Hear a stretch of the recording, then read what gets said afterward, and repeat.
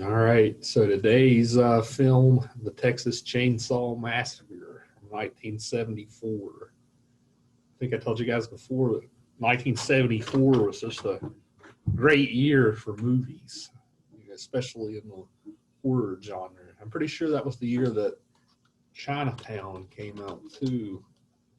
Let me double check.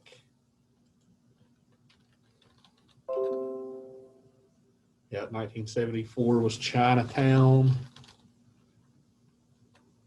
The year before that, The Exorcist came out. So there was just around this time period, there's lots of classic films come out. The early '70s. This film, The Texas Chainsaw Massacre, being one of them. It's directed by Tobe Hooper. Tobe Hooper pretty much went on to become one of the great horror directors.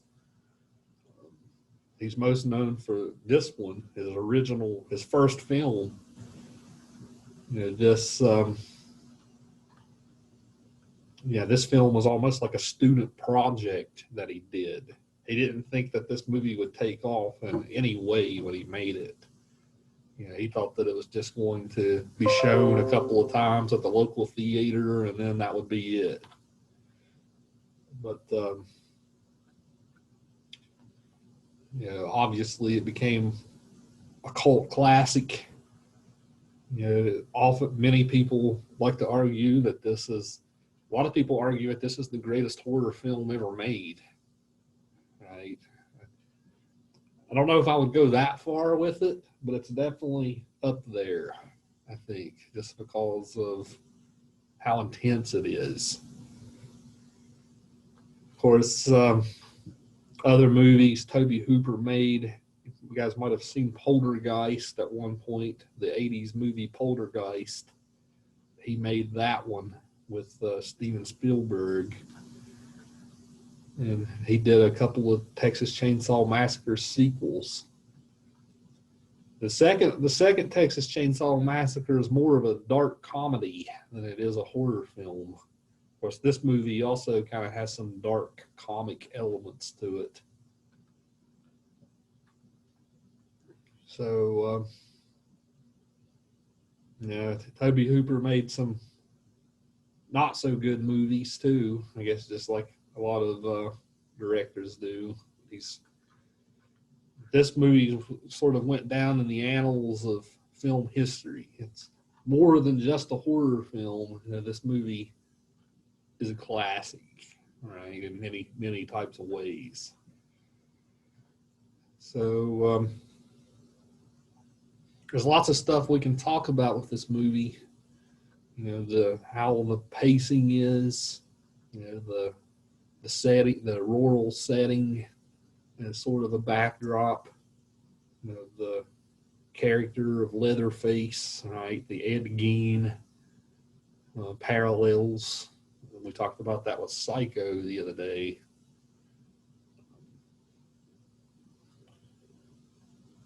So I will open the floor up to some of you. What was your thoughts about this film?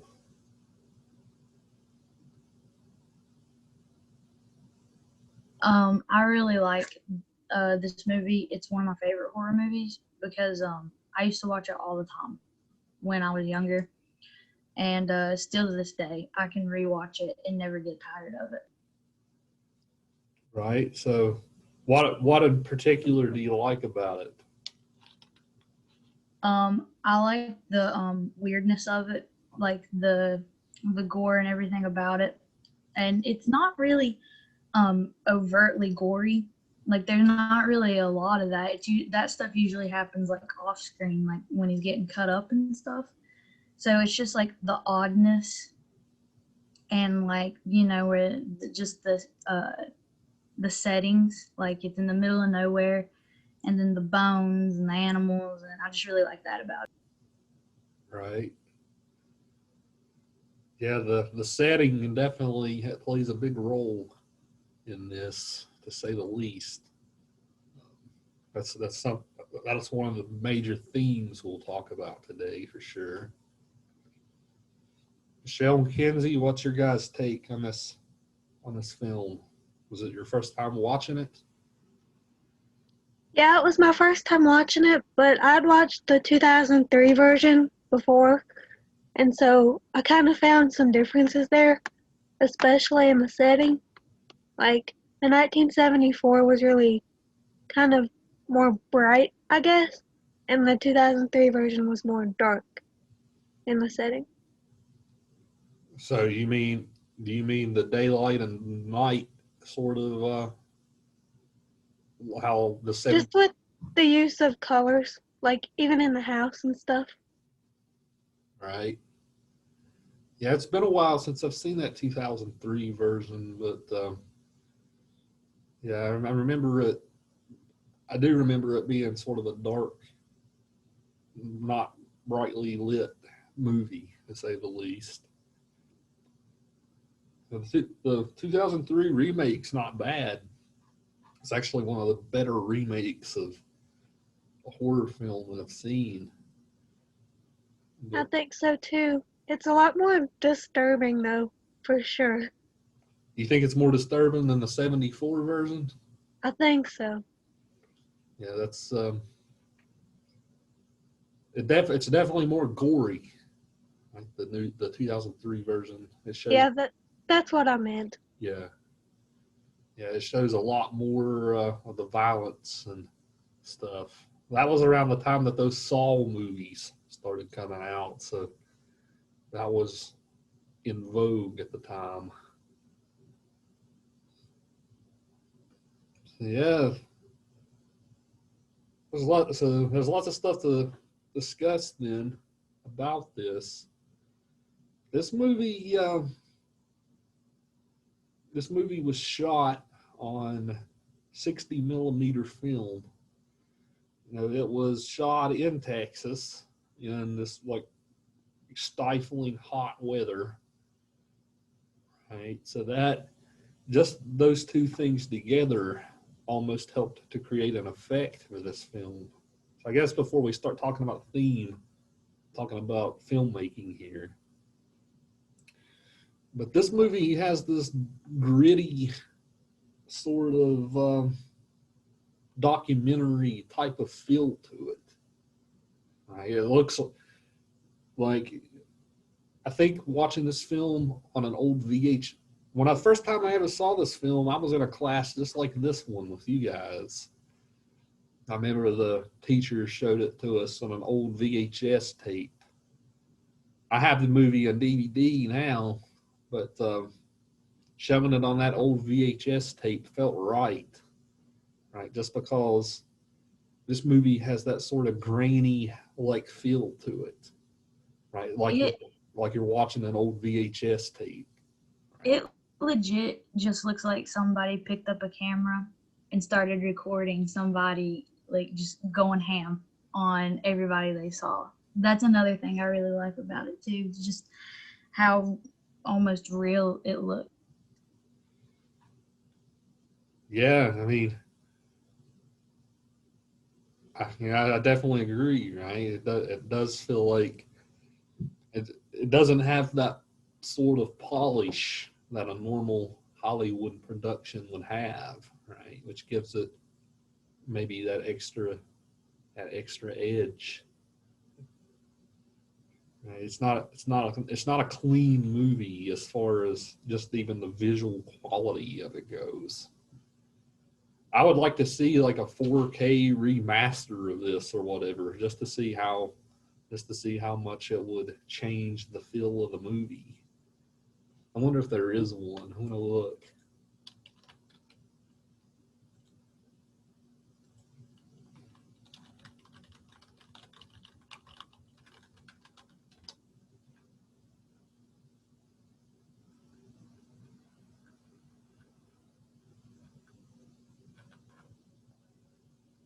I'm taking a look at Amazon really quick.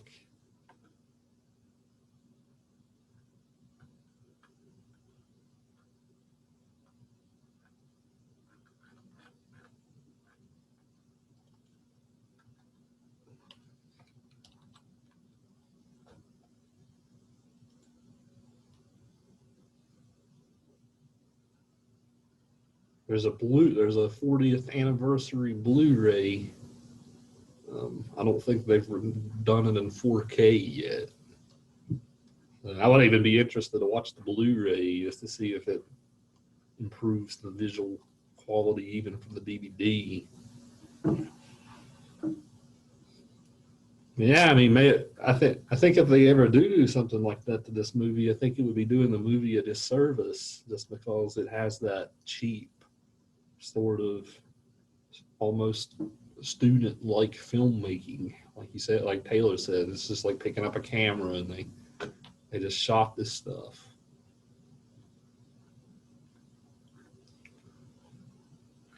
And so the camera work in this movie is really the camera work in this movie is really interesting. Every time I watch this film, I'm reminded of that. It's almost, this movie helped invent a lot of the horror tropes that we have today. Let's see.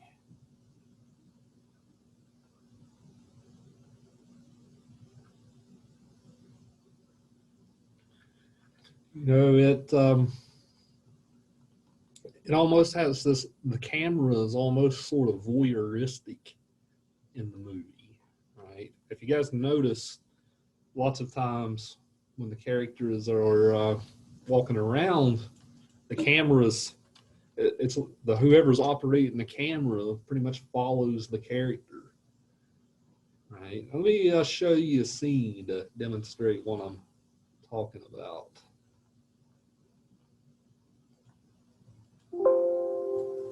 This is a famous scene I'm getting ready to show you. The other day I mentioned the idea of the male gaze, like, the idea that the camera kind of takes this, sexualizes women in a lot of these movies. Right? Pay attention to this when I'm getting ready to show you the scene.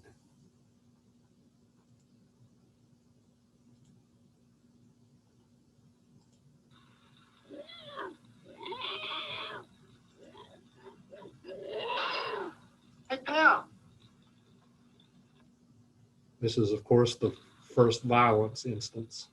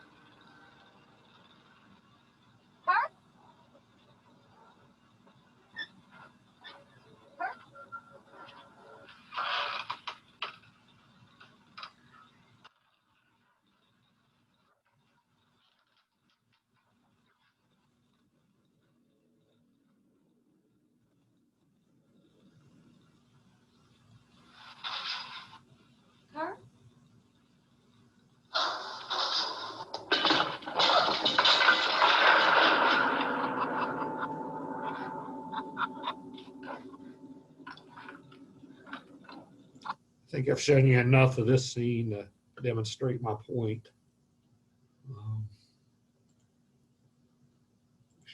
Share screen as thoughts.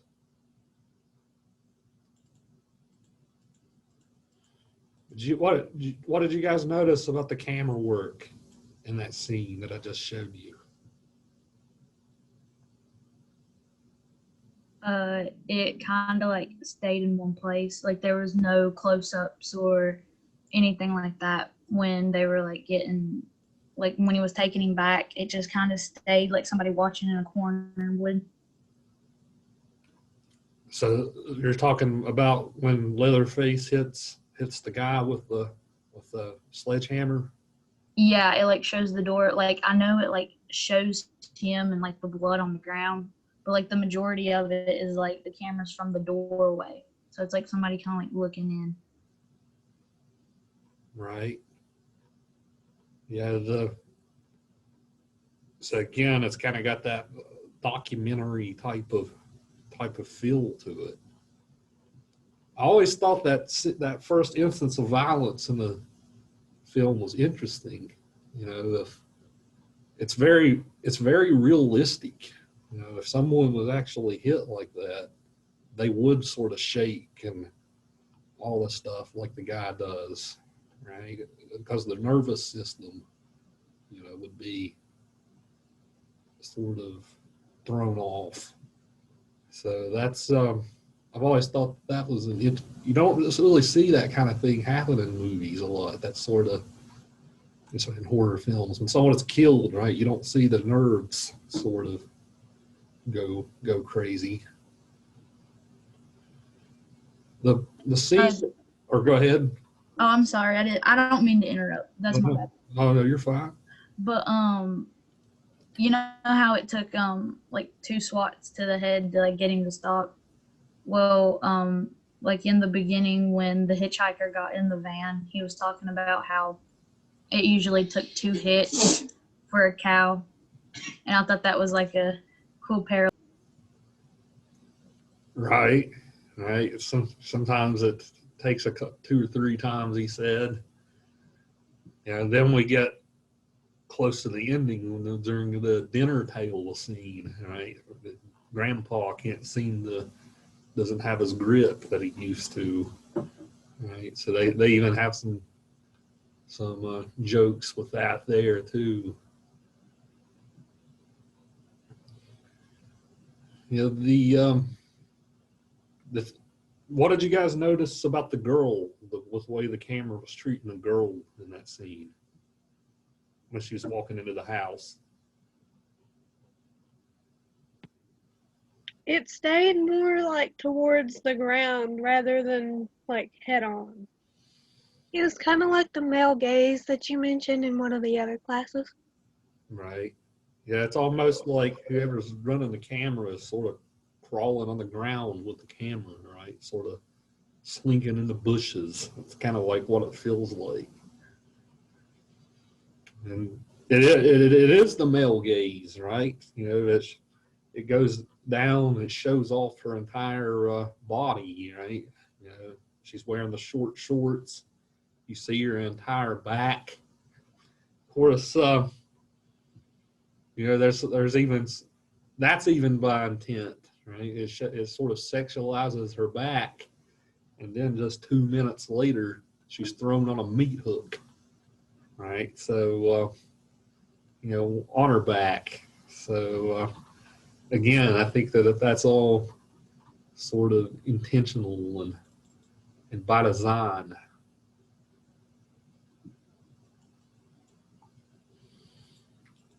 I don't know. What do you guys? Of course, I'm a guy, right? You all are women. What do you all think about this technique of the male gaze? Do you notice it happening a lot in other films you watch?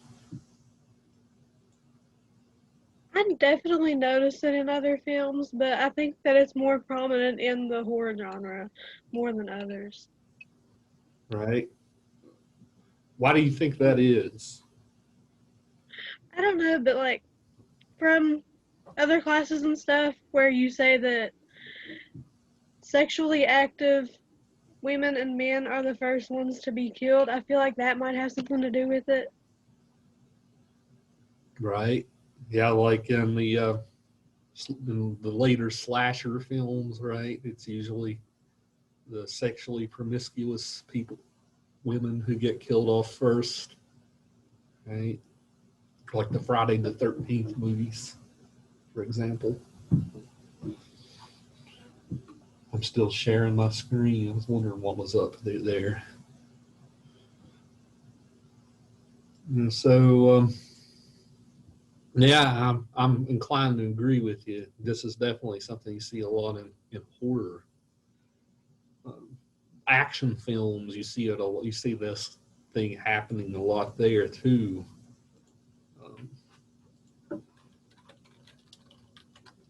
Yeah, this idea does come from feminist theory of film. You can actually go and read articles about this type of thing if you want to look it up. But that scene in particular is often cited as one of the key examples of this idea of the male gaze.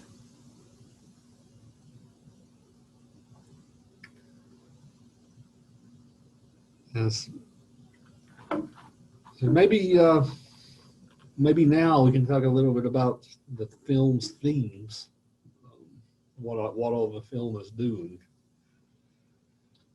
So again, this movie was made in 1974, so it was right off the heels of Vietnam.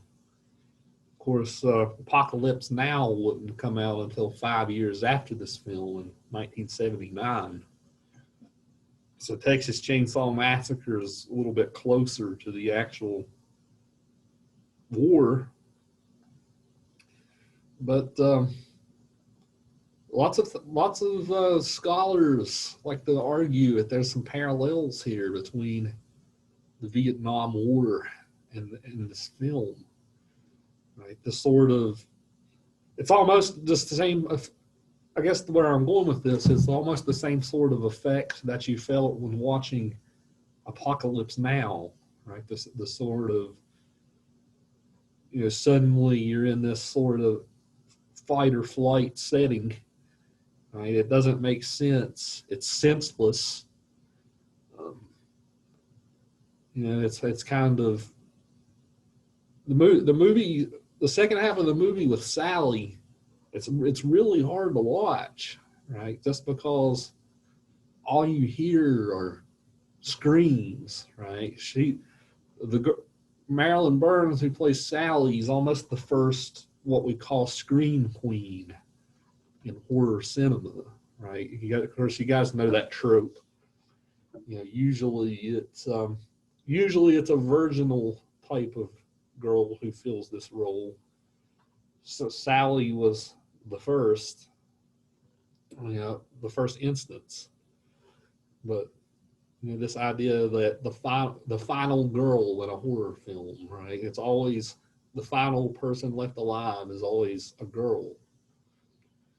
But I think this movie is effective because it grates on your nerves so much, right? She screams, cries, and screams, right? Oftentimes when I taught this movie in the past, students usually comment on that, right? How Sally, just doesn't let up with the screaming, right? It is hard to watch. It does grate on you. So it's kind of like a lot of people like to relate it to Vietnam in this way, right? A lot of people like to relate Sally to the America as a whole after Vietnam, right? The same sort of the trauma she undergoes in the film.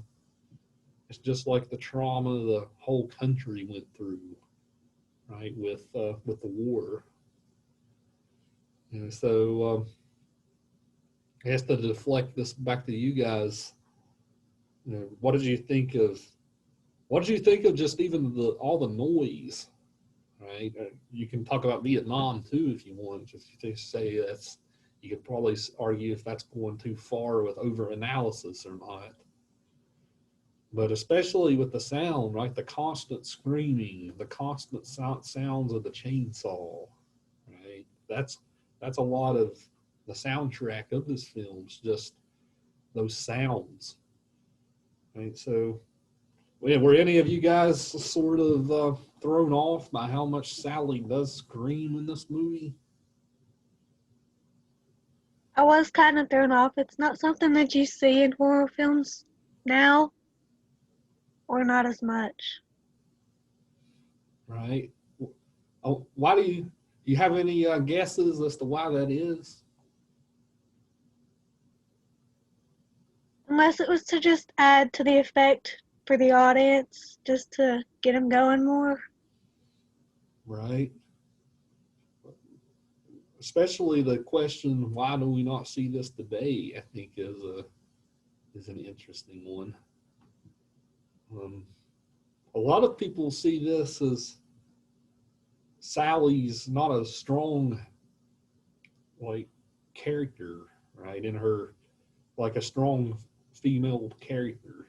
I think that's bullshit, right? I think she's pretty tough to have gone through what she goes through in this movie.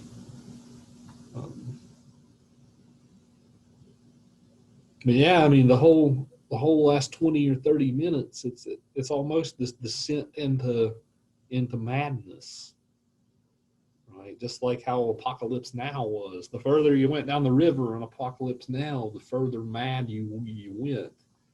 It's the same sort of thing with this, right? The further she goes into this house with these crazy people, right? And it pretty much just shows her snapping and unraveling right in front of your eyes. You know, the dinner table scene in this is some really good filmmaking. Let me show you.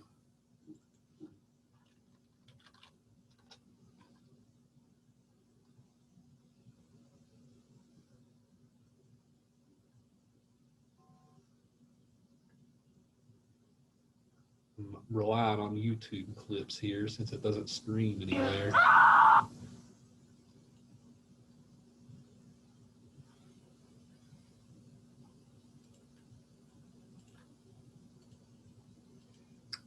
So pay attention to just the sounds and the screams and the camera work in this scene. Oh my.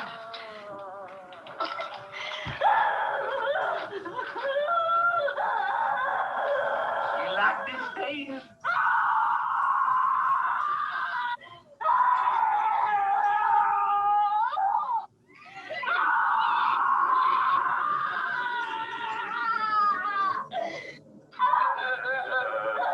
Crazy! You gotta make this stop! Nothing. He's just a cook. Shut up, you bitch hog. You let a bitch do all the work. He don't like it, ain't that right? You're just a cook. Shut your mouth. You don't understand nothing. I understand you ain't nothing. Me and him do all the work. I just can't take no pleasure in killing.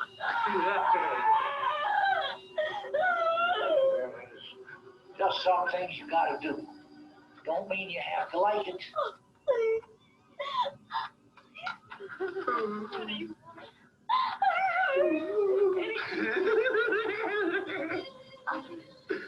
I'll do anything.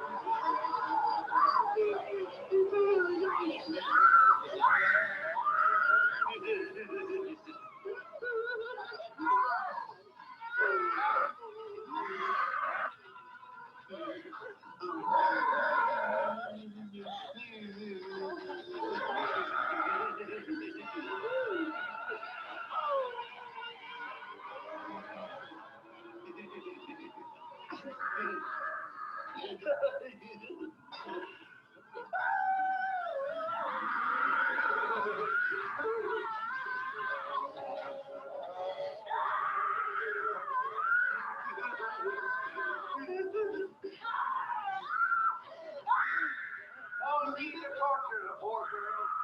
You just shut up. Remember, you're just a cook, and me and him will handle this. Get on with it. I won't have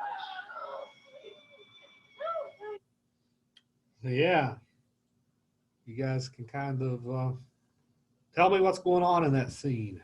just with the filmmaking aspect. A lot of close-ups. A lot of close-ups, right? Especially to Sally's eyes, right? We've seen this type of thing in this class before with 2001, right? Kubrick liked to zoom in on the character's eyes in that film, especially when the last astronaut sort of goes into that second dimension, right? It shows his eye a lot. But this one zooms in right on her eye, right? So you can kind of see her eye going back and forth, right? In this sort of mad, she's snapping, right? That's, she's going crazy with the rest of this bunch. So the constant noise, right, in the scene, they're just always making noises. And the shots through her eye, right, and the camera cuts in and out, in and out. It's very effective filmmaking in creating this sort of mood, to unsettle you, right? Every time I watch that scene, I get nervous myself, right? Just because it's so hard on the nerves, to even watch that scene. So, if you're a student filmmaker, you don't have a big budget to work with, so you kind of have to pull out all the chops, right, to create this effect. And he, this isn't low grade filmmaking, right? It's to pull off that scene was really hard to do. The guy who plays the hitchhiker, I read, said that he was actually in the Vietnam War. He was in violent.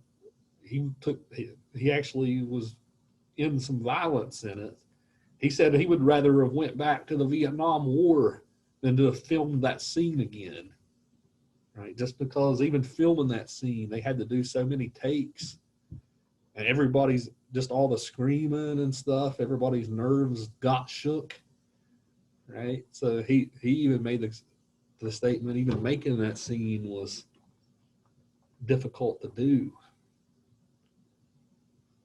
And so I actually read too, this is going to gross you out, but the character of Grandpa in the scene, right? Remember, he sucks Sally's finger when she's bleeding from the finger. That wasn't fake. Like they got tired of trying to get the effect right, so they literally cut open the actress's finger, and the guy who played Grandpa literally sucked her finger. So interesting little trivia for you there. I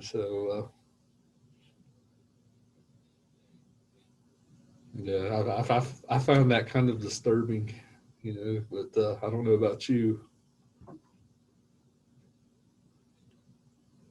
But so I've ranted about the filmmaking aspect for 30 minutes. Let's talk about the themes then. So we have, this movie helps start the rural America is sort of a scary place, right? We live in rural America, but this movie pretty much helped invent that as a horror trope, right? You can't go too far into rural America, right? Otherwise, you're going to start finding some really scary stuff. This is, of course, a trope that many other movies have taken since, like the Wrong Turn movies, which is about West Virginia, for instance. Right, so the Hollywood horror films exploited this idea for probably hundreds of other movies. So I don't know, what do you guys think of this horror oftentimes taking rural areas and trying to make them scary? I think they do it in like rural settings because it's like the most practical place to do it. Because if you tried to do it in like a bustling city, like there's not gonna be a big serial killer that chases people in like broad daylight. So they kind of settle for the places like the big farm areas and stuff. And I think it like adds to the creepiness because there's really not a lot of people around. Like, we live in hollers and stuff. Well, I mean, I live in a holler and there's not really like, it's not really close together. So, if something were to happen, that would probably be the worst place to be. Right. Yeah, I think you're onto something there, right? If you did this in a city, you obviously couldn't hide anything like this if you lived in a place like that. People would get suspicious of you, like having all these decorations made out of human flesh in in the house and stuff, right? You can't do that if you live in the city, right? That they went really ham with the Ed Gein references, by the way, in that scene where they show all the stuff made out of human flesh in the house. That's because that's what he did. Mackenzie, Michelle, what do you guys think about this? Rural, you guys agree with Taylor? Yeah, I think it's just an easy setting to get away with in a horror film. Like she said, people are few and far between, and that's kind of what you want for a horror film. It's easier to get away with things. And a secluded area is kind of the last place you want to be in a situation like that. Right. Of course, I guess Taylor, the other great horror film that plays on this is one of your favorites, the Evil Dead. Right. It also does this to maximum effect. But yeah. Right. Yeah, that movie invented the cabin in the woods trope in horror films. Yeah, I mean, us folk who live in rural areas oftentimes get a lot of flack, right? You guys think it's condescending to people who live in rural areas that they make so many of these movies that take place in them? Yeah, we get a bad rep. Like everyone, like you get that like stigma about you that you're just a bunch of hicks, and that more bad things go on there than anywhere else. I don't know, I kind of think it's the opposite because there definitely are people like that living in these creepy little secluded areas. Right? Do you know do you know of such creepy people? No, I just just have heard like all these different stories about that type of person, and I just feel like it's the right kind of setting, but not to give everybody in this area a bad rep. I don't think that's good. Right. Yeah, this movie kind of just even calling it the Texas Chainsaw Massacre, just putting Texas in there, right? That's kind of people who live in rural Texas definitely are getting a bad rap in this.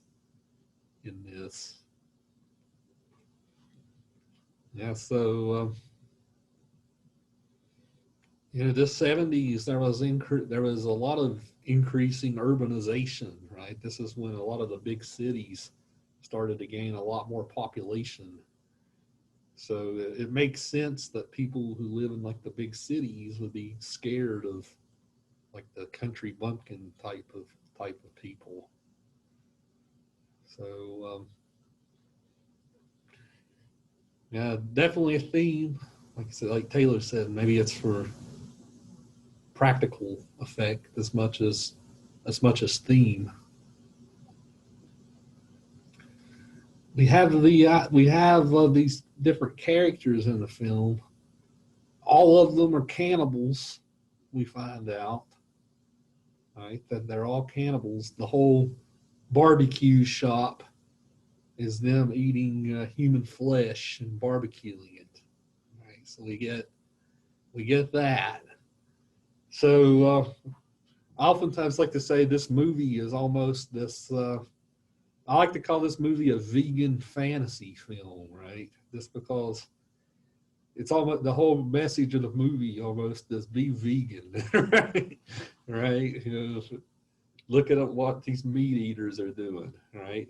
It shows off the cruelty of killing the cows, but then it puts people on meat hooks, right?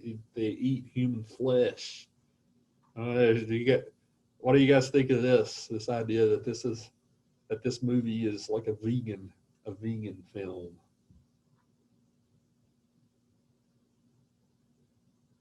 I could see somebody not wanting to digest meat after watching this. Yeah, it's just so in your face with it, right?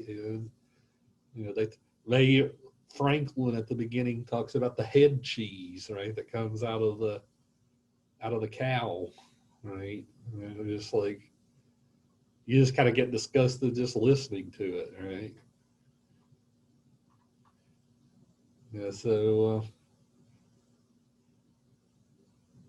I like to think of this movie as a vegan fantasy, right? They kind of because there's a big difference between vegetarians and vegans, right? Vegans are usually more into it because they dislike the cruelty done to animals on these farms, stuff like that, right? Even the way that they're packed into farms, and they don't really have space to live, like chickens, for instance. The way chickens are sort of cooped up in farms, right?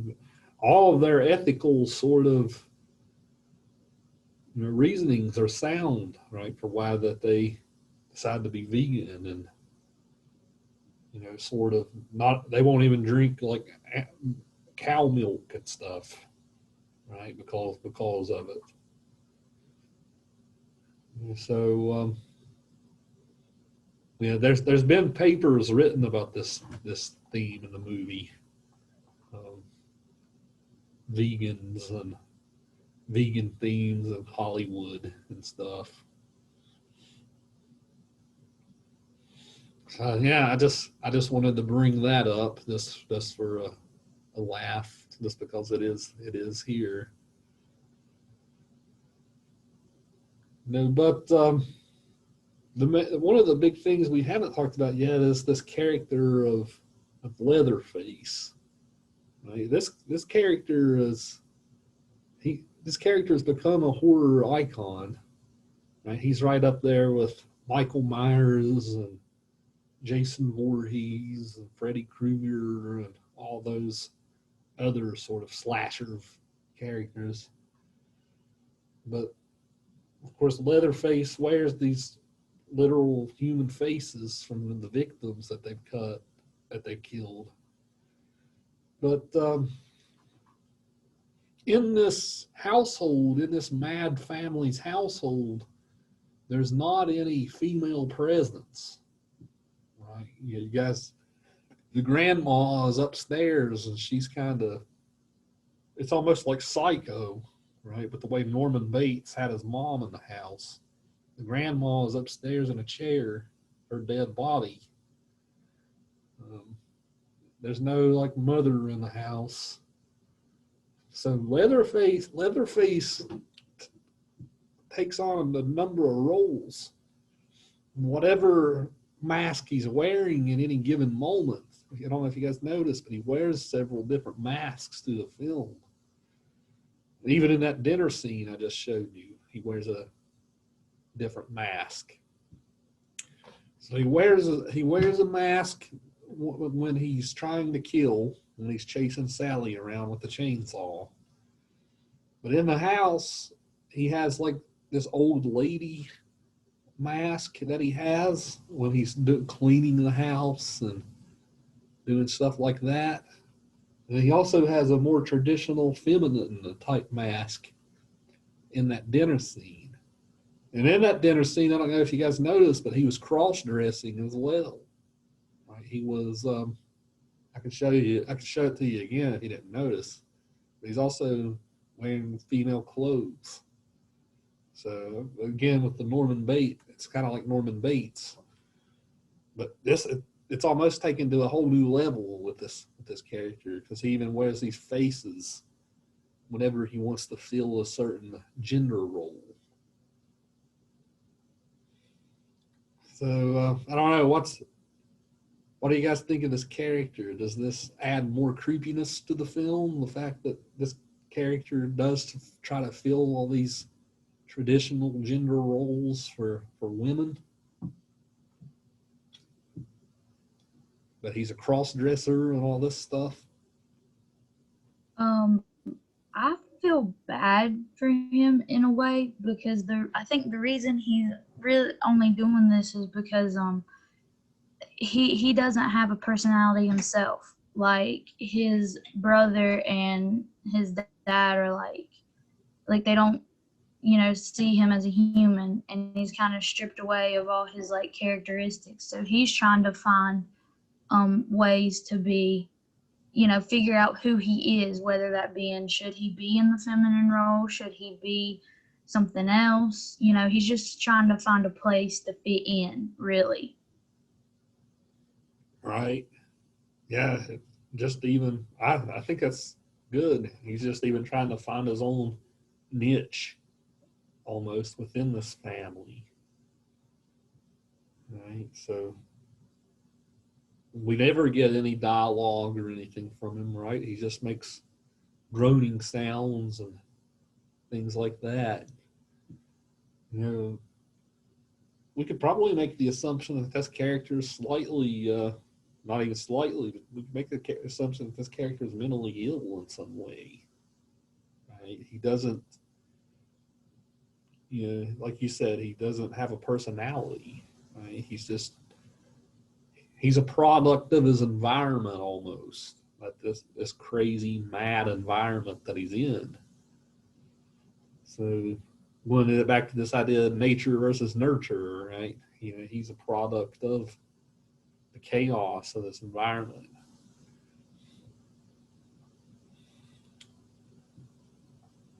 Kenzie, Michelle, you guys have any thoughts on this character of Leatherface? I kind of agree with Taylor. I feel like he was really just dehumanized in the way that his character was set up. Right. Even to build off what both of you all said, like when the hitchhiker and the dad get back, right? The dad starts like berating Leatherface for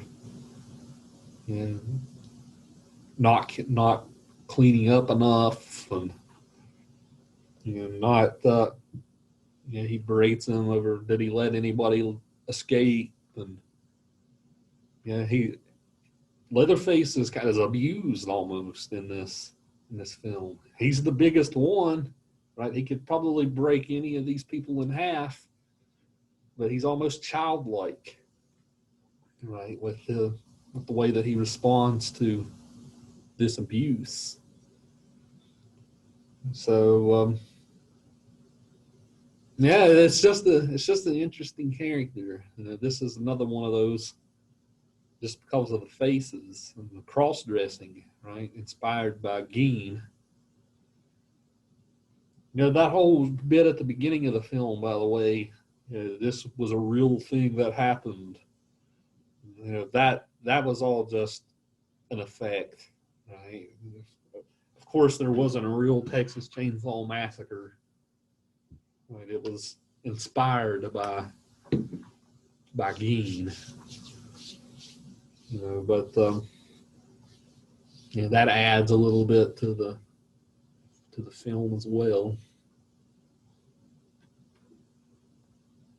Yeah, he's really the only, Leatherface is really the only horror like icon, I guess, that we're going to watch in his class. We're not going to get any Michael Myers or any of that, unfortunately. The next film up in the class is The Shining, by the way. So that's our next film up for Thursday. More Kubrick.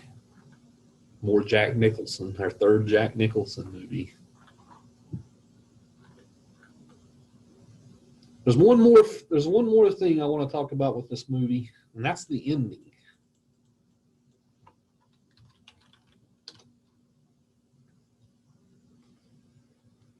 Again, I'll show you a clip. This movie's ending is one of the reasons why this movie is so famous is because of this ending. So let me share screen.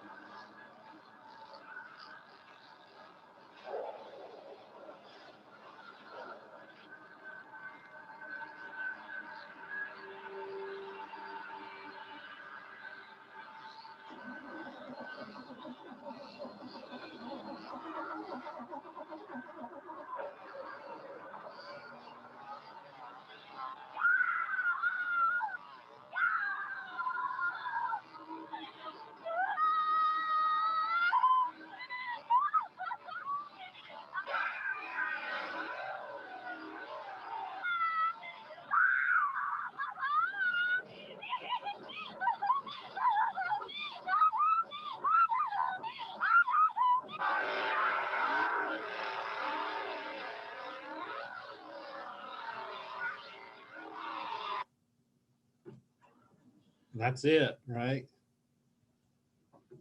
So there's lots of stuff to talk about with this movie's ending.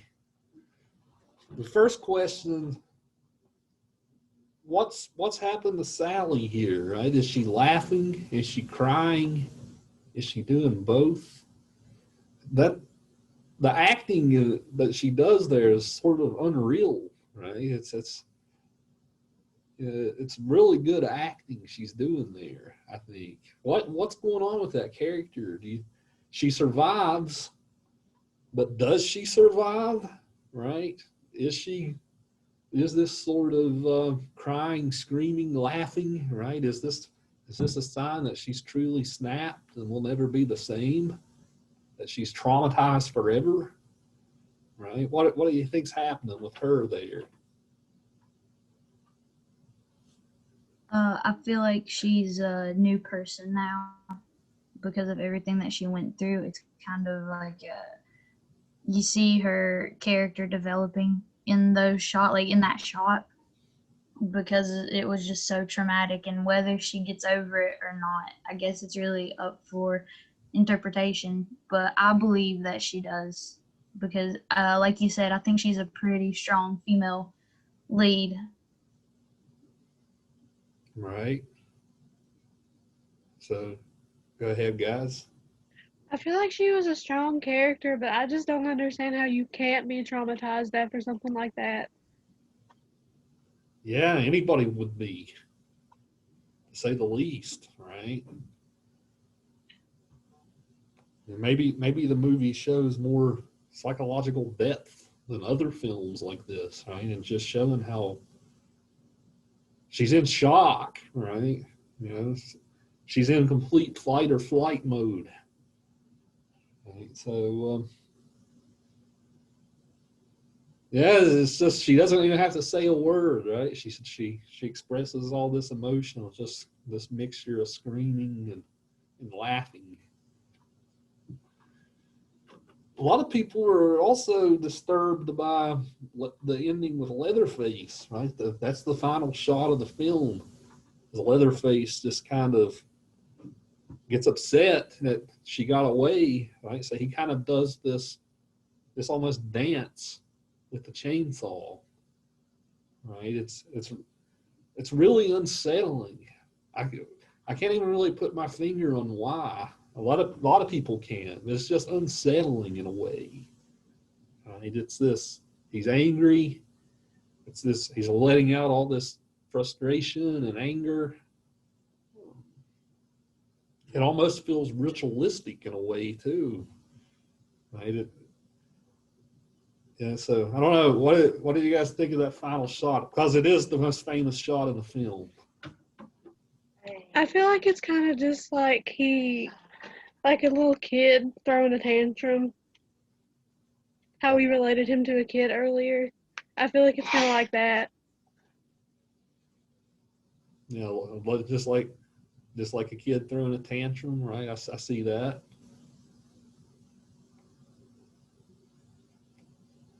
Taylor, what's your thoughts on this ending? I know you probably have some. Um, I honestly didn't really think too much about it other than that it was weird. But the whole film is like every little thing is just odd, and I feel like that was just a little icing on the cake to what was already a pretty weird and debauched movie. And like, the ending, there's not really any. Well, there is a sort of closure to it, but not really. Right. You know, again leaves this ambiguity up in the air, right? Is Sally broken forever, right? You know, what's going to happen to Leatherface? Right? Are the police going to get there? Right? It invites a lot of questions, right? It doesn't really give us much closure, this ending.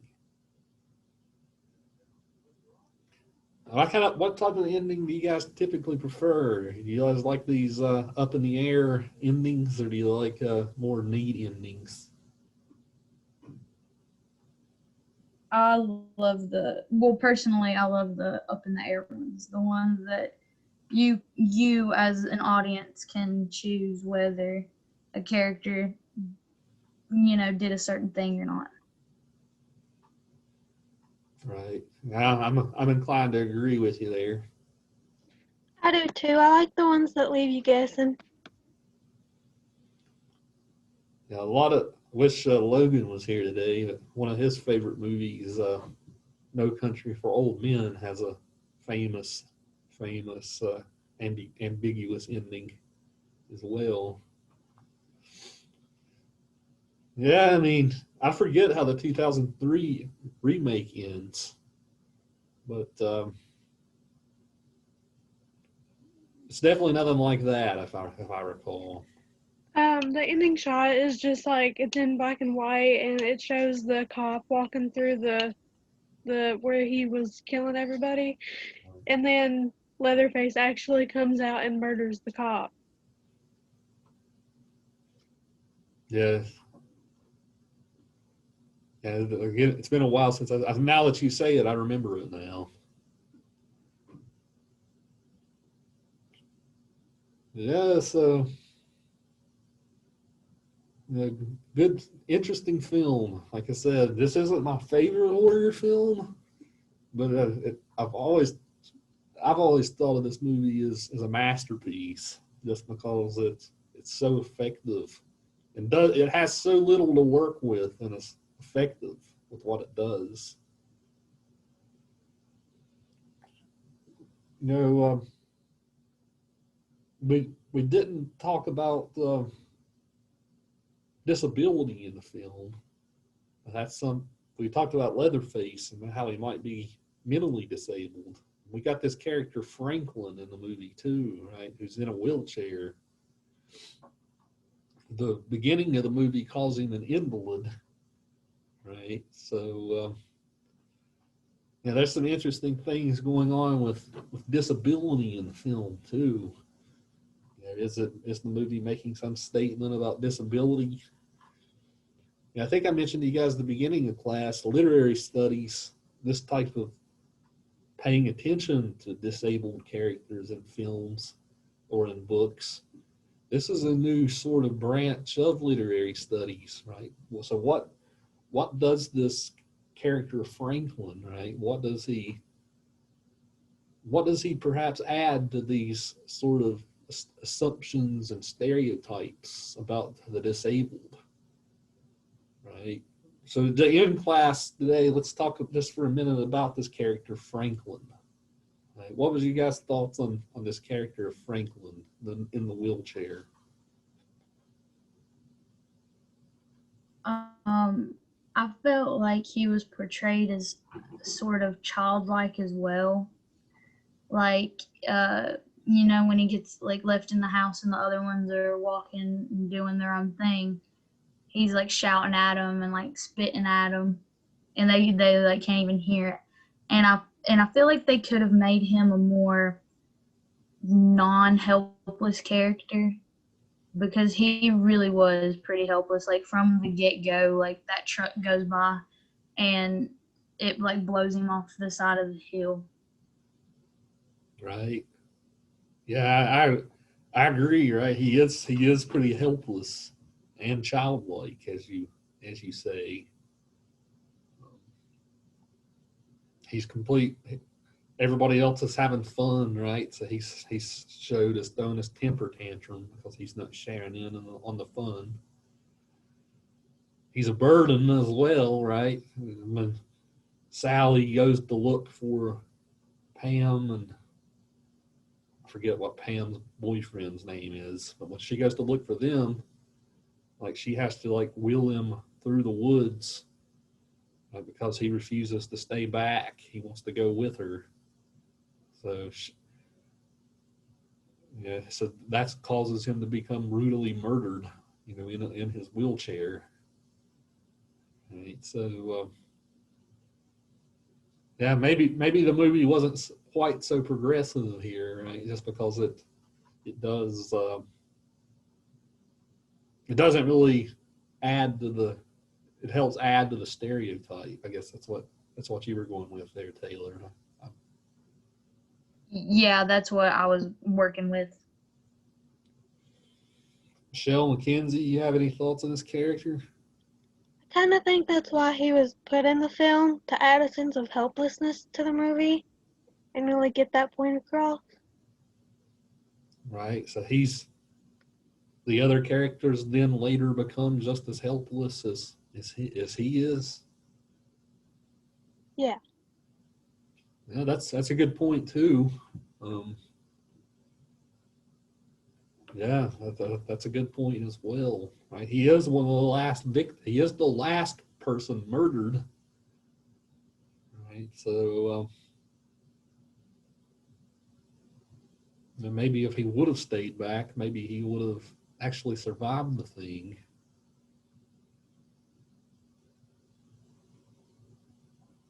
Yeah, so I didn't want to end class without bringing up that character, just because again, I don't know if we're going to see anything else that's anything quite like that in this class.